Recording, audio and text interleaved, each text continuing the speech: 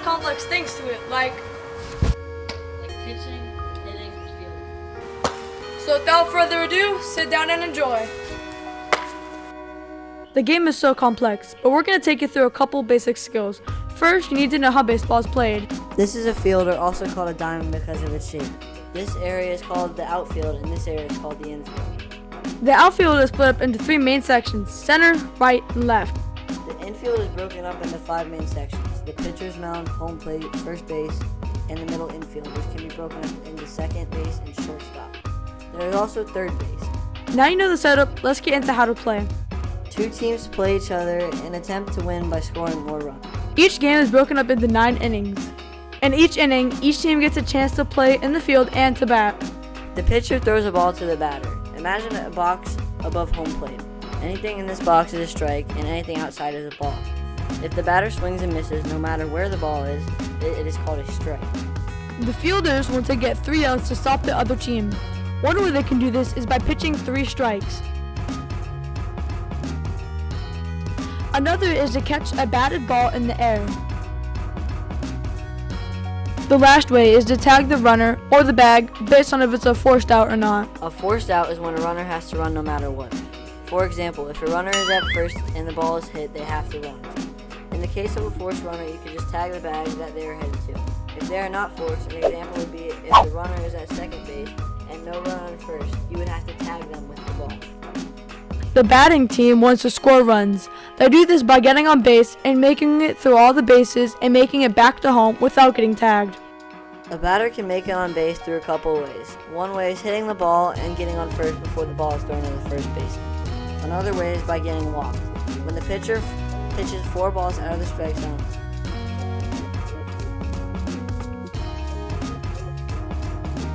the batter gets to go to first base. The last way is if the pitcher hits you with the pitch, you get a free base. Now that you know the rules, let's have a quick history lesson. Baseball is thought to have come from earlier sports like rounders and cricket.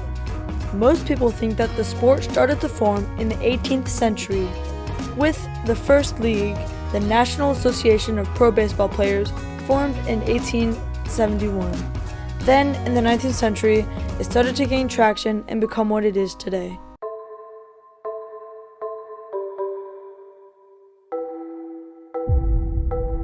Right now, he's my catcher, and I have to throw it over the plate. He's behind. I'm gonna lift my leg up like this, push off with my back leg, this leg right here, and try and bring my arm over and roll the ball kind of. I can also point my arm at him while I'm pushing off, so it should look something like this.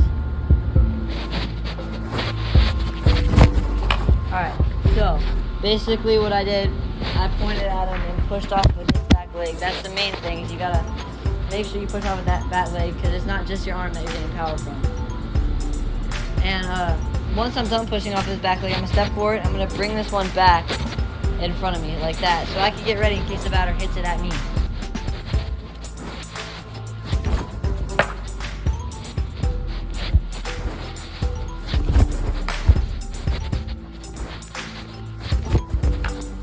So that's pitching in a nutshell.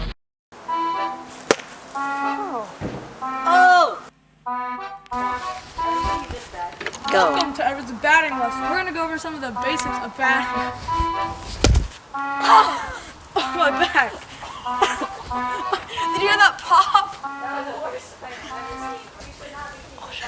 Alright, turn to right. We're gonna do this real quick. So, a few simple things we're gonna be doing here.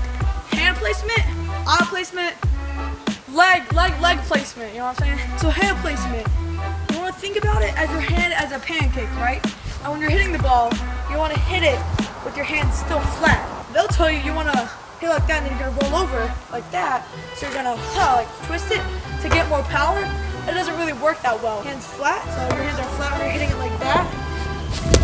And then the second thing we're gonna be talking about is eyes. Now see, with the tee, your eyes obviously are gonna be there. So it's not the heart of the tee. We'll go over this a little later.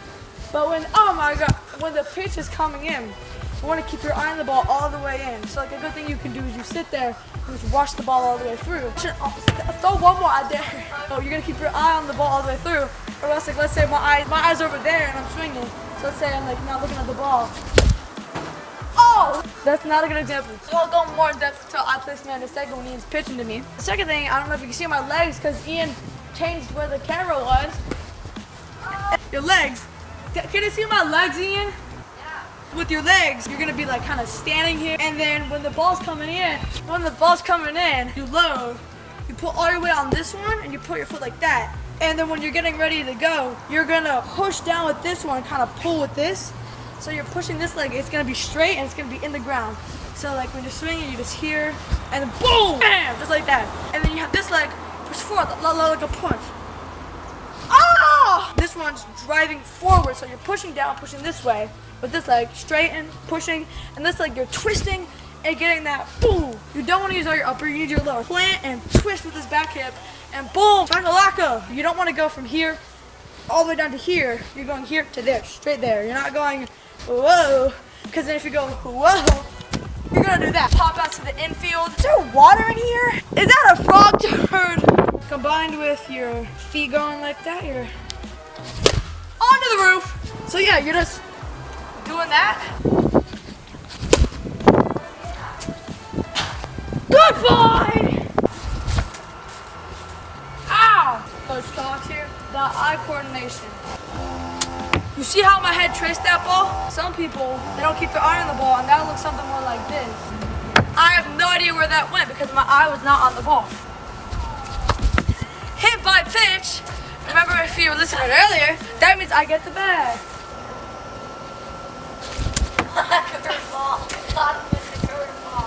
Yeah, we're cutting that part out too. This is our first attempt at doing this. Goodbye!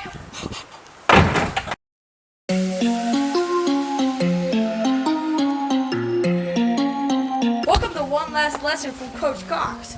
Today we're going to be working on fielding. We're going to go through the mechanics. There you go. Oh, yeah! You're gonna run to the right spot. When you're going, you're planting your foot like that. Use your foot like that. It may look weird. When you get it, your momentum's already there. And you get that guy out at first. Instead, the ball's safe. We're running up to it. We're going, we're spreading our legs out. We're putting the glove down like this, foot like that. We're going like that, and then we're going into the throw. Alright, and here we have a newbie so far. I'm teaching him, everything he knows is from me.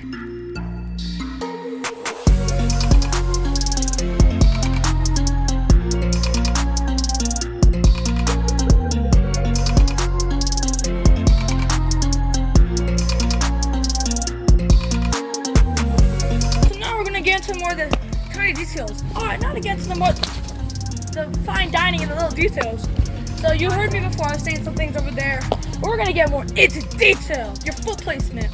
If you're in the outfield and you're infield, there's two different ways. In the outfield, you're running because you have a further way to throw, right? So you're running up to it, and then you're going like that. You're in the infield, you're not doing that because you're wanting more stable. You're going like.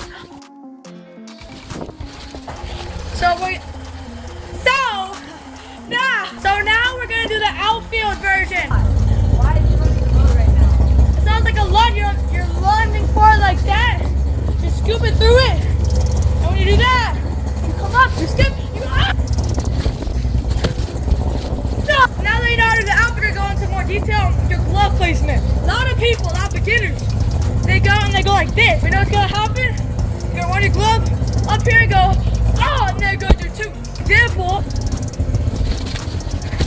So how it rolled up, right? No.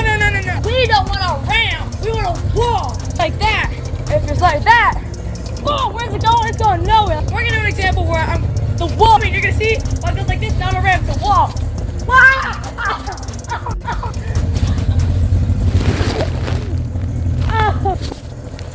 You see, the wall stopped it. It didn't hit my teeth. So, in this example, you see how I stopped my motion there? And I close my eyes. Now what we want to do, keep your eyes open, your glove there. Sorry for the sound. So this time, eyes on the ball the whole time. And my feet, I'm not going to stop. I'm going to keep going. My movement's going to be fluid. I'm not. As you see, I have poetry in motion. And all in all, oh yeah. And now you're going to field. It hits like a champ. Yeah.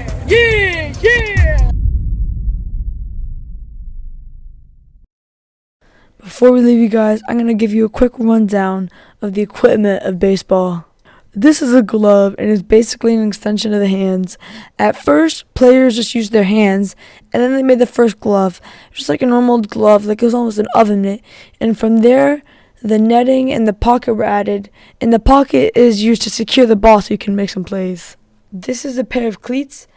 A lot of sports have cleats. They're just shoes with spikes on the bottom, and those spikes help the player to have more traction.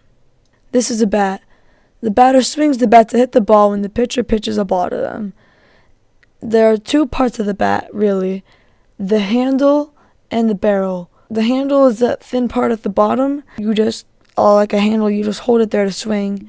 And the barrel is that thick part at the end, and you hit the ball at that section, and then the ball goes.